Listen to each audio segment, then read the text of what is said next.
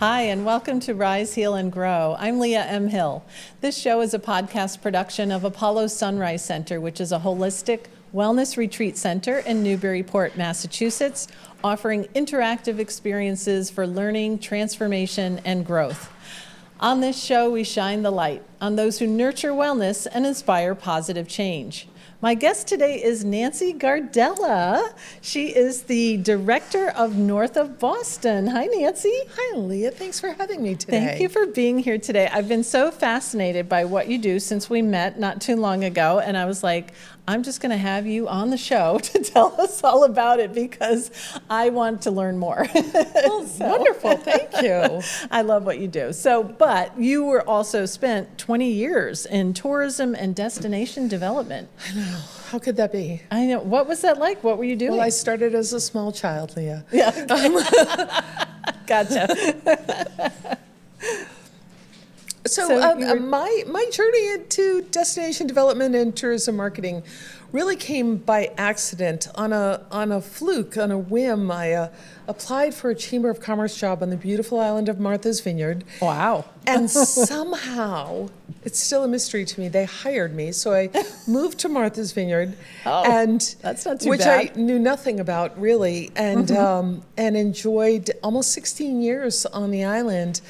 And on a place like Martha's Vineyard, tourism is the sole industry. There's nothing manufactured there. Right. Everyone with a job is no more than 2 degrees separated by tourism. And when you live on an island that's only accessible by water or by air, no one finds you accidentally. Right. Nobody accidentally stumbles onto Martha's Vineyard.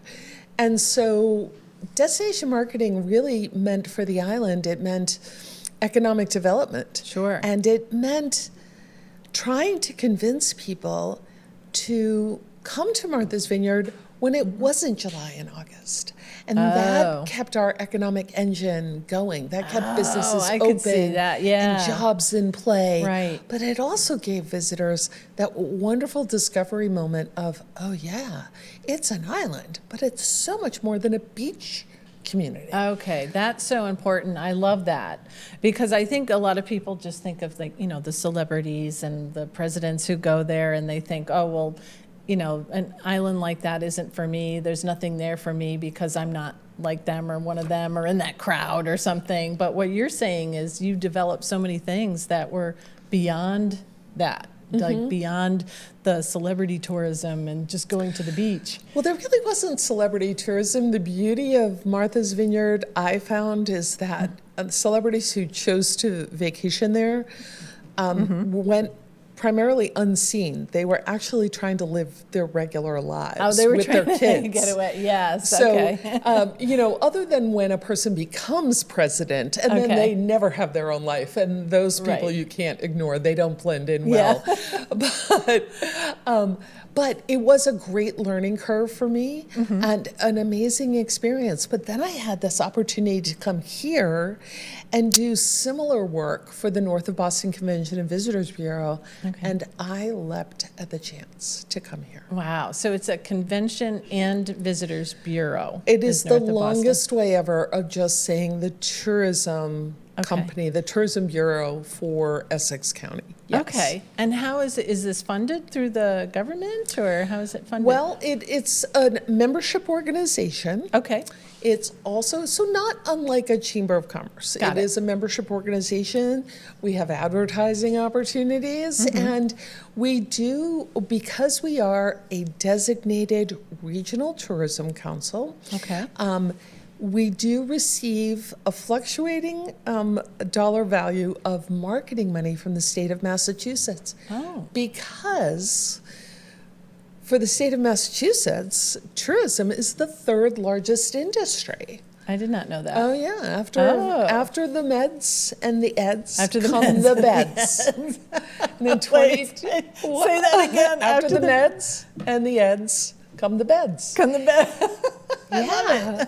In 2024, 52 million people came to Massachusetts. Oh so my Leah, this gosh. is not like you and I decided to go to the beach. Right. This is people coming into Massachusetts, and they spent $23.5 billion Oh, my and goodness. supported 155,000 jobs. Wow. And all of that spending and those jobs generated a lot of tax money. So when other people's money is being spent at our local businesses and infusing our local economy and generating tax revenue for towns and for the state Right. that they can use for police and teachers and roads, et cetera, problem solving, that's why it's the third largest industry. And in Essex County, it's $1 billion plus industry. Amazing. Supporting 11,000 jobs. So tourism is a big deal. I mean, I for knew the state. it was Yeah. a lot of tourism, but I didn't know it was that much. And especially in yeah. Essex County.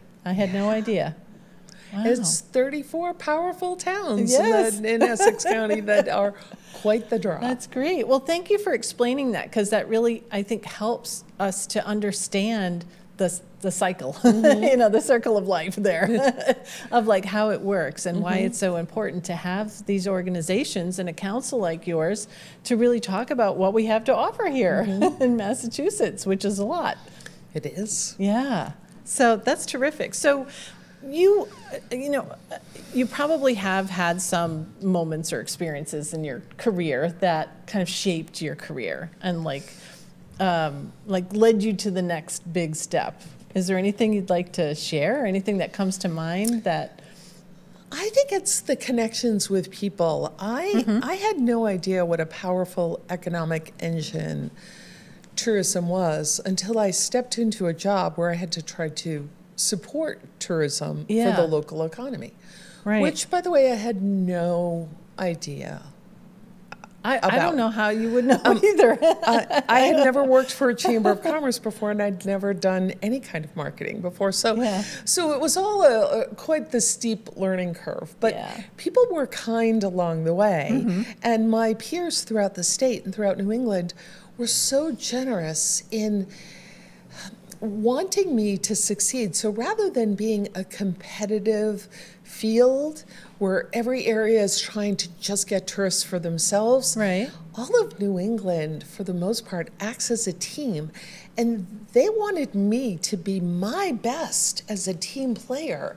Wow. And so, I think it is those relationships that helped me evolve as a professional and evolve as a human being. Yeah. And that's how I got to north of Boston, is one of those relationships. My Okay. predecessor was leaving this job and called me and said, "Are you ready for a change?" And I had thought, I am ready for a change. And she said, Okay. "Well, I really want to take a job I was offered, but I need you to come and take my job." Oh, wow. And I thought, oh, all right, get off the island and see how the mainland so lives. that's what brought you And- here. Interesting. Wow. And And it it just seems got like you better. had this perfect job because you have, well, first of all, the personality, to just really be so encouraging and supportive of so many people at once. But even though, like you said, if you didn't have a marketing background or anything, it's like there's so much that you do. Mm-hmm. So maybe can you talk about some of the things that you do in the role, or what some of the things that North of Boston does? Absolutely. Yeah. Well, I'll tell you about one of the reasons that this is the perfect job is because I get to talk about what I consider one of the most stunning areas in the world, and that is the North Shore. Yeah. I would put, I would and agree. I'm not going to take away anything from anywhere else, but I would put this region against anywhere in the world. Wow. But my days are different. So today I started my day at a career day at Georgetown Middle and High School. Okay. And talked to kids about careers in tourism. And then I had a fascinating Zoom meeting with a group of young entrepreneurs who were very interested in adding walking tours and wanted some coaching about where they could do that and how they could do that. Oh. And so I did a little business coaching, a little career counseling. Yeah. And then I worked with my staff and we developed 4 new blogs for our website. Wow. Very quickly, fun, festivals, and then sort of some insider tips for people coming in the summer.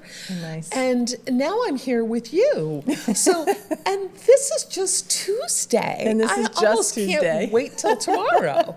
So I have the perfect job. You really in do. the perfect place. Oh my gosh. Where people really embrace their love of place like nowhere I've ever seen. It's tremendous. People embrace their love of place. Mm-hmm. Yeah. Like really, I can see that because we have, what I love about the North Shore is the history too. We respect and honor our history. We have mountains, we have the ocean, we have city, we have towns, rural, and we're not too far from any of the major cities that you might want to go to. I mean, that's what I love about it. I couldn't agree more. Yeah. Great. So what about when you travel? Do you, your own personal travel, is it different for you? Are you kind of like got your eyes out watching what other cities do or anything? I do. Mostly when I see destination marketing. Okay. So when I see commercials for other places, which of course the commercials that I do or the state of Massachusetts do, you and I wouldn't see. Those get fed to other people to come into our state. Sure. So we right. get fed other commercials for other destinations, and I am hypercritical in my head. What do I love? What do I hate? What can I mimic? What will I never do? So I'm Right. hypercritical. But as a kid, Leah, I was so lucky as a kid. I grew up with grandparents whom I lived with who had a Winnebago. And 2 months every year, we would pick a new place in North America and we would go. And so as a really young kid, I learned that most people are kind. Most people are helpful. Yeah. Most people in campgrounds love a community feel. And most people are kind to cute kids who aren't afraid to ask questions. But it taught me that wherever I go in the world, most people are kind. Most people want a happy life. So important. And most people are willing to Yeah. help. Yeah. Yeah. That's what a wonderful experience. It set me up for a great traveling life. Yeah. Yeah, definitely. And then made it your career. I love that. And you also have experience in French culture, is that right? You spent was it a semester in France? Oh my gosh. Was that in I college? can't believe I revealed that. Oh. So I talked my way. You never know. This is a little embarrassing. Okay. I talked my way into a semester abroad in Aix-en-Provence at the American University with almost no French language skills. Oh my goodness. I don't know that I had, in addition to being able to count 1 to 10, Right. I probably had 10 other words. But I talked myself into that program and arrived to the horror of my very young, lovely host family who had been told they would have a French-speaking student. Oh no. Yes, they were a little disappointed, but their 1-year-old loved me right off the bat, so they let me stay. But that evolved into not only a semester, but then a summer. Yeah. And I became a complete Francophile, which I am whenever I visit I Quebec know. and France. But then I become whatever I am in whatever country I am. Okay, you I adapt. fall madly in love with the culture. So I'm that idiot who, when she's traveling in Ireland, after a few days, I start putting on the accent as right. though I were there. You try to Of course, I'm practice it. traveling with people who know I was not from there. Yeah, my life is a series Oh my of gosh, I love loving it. faux pas. I love this. I totally love this. This is hilarious because I also think, if I would venture to guess, this love that you have, not only for travel, but the love of experiencing all these different cultures comes from those trips in the Winnebago.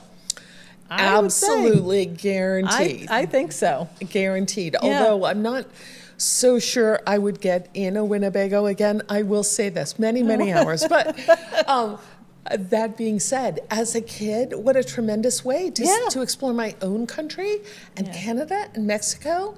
It's Absolutely. so much fun. Happy memories. That's wonderful. And did you grow up around here? I forgot to ask I that. am a Massachusetts girl are. through and through. I Okay. was a kid on the Cape. I went to Ah. college in Worcester and hung around Worcester for a while working. I have a lot of family in Worcester, my dad, and then Oh, nice. moved to Cambridge and then to Martha's Vineyard and now North Shore. Yeah. So what do you think we should be doing? Maybe is there anything that we as this county, this area of Massachusetts, north of Boston, like, is there something that we're not doing that we should be doing No. that would be better for the tourism or no? Honestly, the people that I work with are members. So for us at the CVB, tourism is all about economic development. Now we're successful with that because we are successful telling people about the amazing experiences that they will have here. Okay, so And communicating that, right. And when they arrive, my partners provide amazing experiences. So I go out as the marketer and sell it. Okay, got it. But according to a recent travel survey that the state of Massachusetts paid for, north of Boston had one of the highest satisfaction rates of anywhere in the state. A Wow. 9.4 out That's of 10. impressive. So that tells me 9.4. that my partners, my hoteliers, my restaurants, my retail, my attractions, my tour operators, they're all doing a great job. Yeah, to make sure that people enjoy their stay and come back. Oh my gosh, yes. And tell everybody they know how great it is here too, so that other people will come too. Exactly. Yeah. And so the north of Boston message is where there is more to the story. So what does that mean, where there's more to the story? Well, that was born, that slogan was born about a year ago when Massachusetts was really revving up for this wonderful anniversary year, the Mass 250 anniversary. 250, I mean, yes. I understand it's the whole country's anniversary, but we're owning it. Yeah. Right? We're owning That's a good way it to say back off Philadelphia. Right. The Boston Tea Party happened here. Yes. What's the phrase? They spilled the ink, but we spilled the blood. Now, I'm not a warmonger, but I will say this. I like that. I never heard that. Lexington and Concord is not in my service area. Okay. And there's a lot of attention paid. However, Alexander Hamilton came from Hamilton in my area, and other rebels as well. Right. Glover's regiment, who helped General Washington win, ferry his men across the cold, freezing Delaware on a Christmas Eve, that created a battle that shaped a nation. So these young guys out doing this revolutionary work were all from this area. And there's a story behind all of them that doesn't involve guns or the losses, but involves inspiration and innovation that invades this area. This area embraces it. Right. So we know that in every community, for every monument, for every art exhibition, from every walking tour, there's more. Yeah. And we encourage people to take a moment and stop and look and find out what's more. What's more? There's more to the story. I love that. Totally love that. And I get that too, because I just recently went to the big literary festival in Newburyport, which is huge, like 2 days long.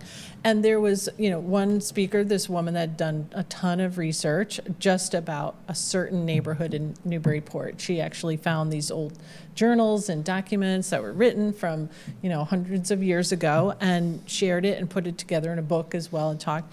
And her talk, she filled the entire, it was like an assembly hall. She filled the entire place. It was, everybody just wanted to hear and learn, like, wow, what is the story or stories? It was stories about many of these young men who had gone to war and some didn't come back and everything. And it was like, what was their life like? What was it really like? And then to actually see that some of the buildings that they grew up in or that they worked in are still here. Not It's all impressive, of them, but right? it is impressive that we still have a lot. Exactly. Definitely. So I love that. I think, you have a big job. You have a big job to do, but it's you do it in a way that it just brings so much excitement, and everybody wants to be a part of it. And that's why I think people are excited to work with you and join the North of Boston, to be able to have this connection and make it a really great experience for anyone who comes to visit. thank you so from, much. from anywhere they are. Our team does try to do that. I appreciate those Yeah. kind words. Yeah. So do you have any special events that you're aware of that are happening with the 250-year anniversary? Oh my Anything? gosh, around everywhere? every corner. Yeah. In a couple of weeks on the 20th and 21st, there's the reenactment of the Battle of Gloucester. Last year they hosted the reenactment of the Battle of Bunker Hill in Gloucester. Okay. So the community is well seasoned, and even somebody like me who I didn't know that I would enjoy a reenactment. But the reenactors come out, they are very particular, they stay in character, it's so much fun. Really? So if you're looking for something very historic. And then I think one of the things that I'm looking forward to the most is the reading of the Declaration of Independence that will happen in Newburyport on July 19th, and it's in your new hometown. And Yes. it is a culmination of two amazing organizations that have braced the 250, the Museum of Old Newbury and the Custom House Maritime Museum, Right. who are sort of the anchors in the community, telling these great revolutionary experiences through the most fun activities. Yeah. And I think this reading of the Declaration, this first reenactment of this first public reading, will be raucous and fun and exactly the kind of post-July 4th celebration cool. a person could love. So, but every community,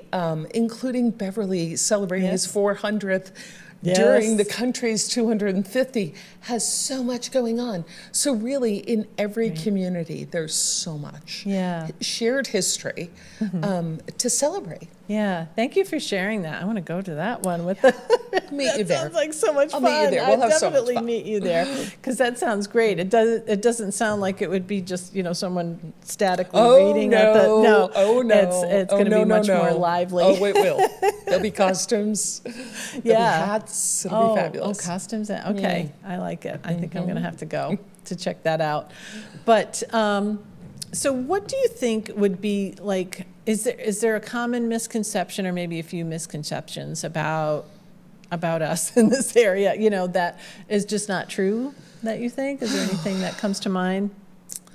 Well, we did mention that I worked doing this similar work on Martha's Vineyard with Martha's Vineyard in Nantucket and Cape Cod. Right. And quite honestly, I thought, because it is a beautiful area, the North Shore, whatever, until I got here and I took a look around. Okay. And not to take anything away from South Shore, it is beautiful, but I would put the North Shore against anywhere in the world. Oh, and I think that my job is really to get people to think of us, to put our region in the front of people's mind as a year-round destination. That's the key, is the year-round piece. Yeah, I know. Well, I have to say, I remember talking to a woman years ago who said, I was only in Boston for a short time during college or something, and she said, all I remember is that it rains sideways. And I was like,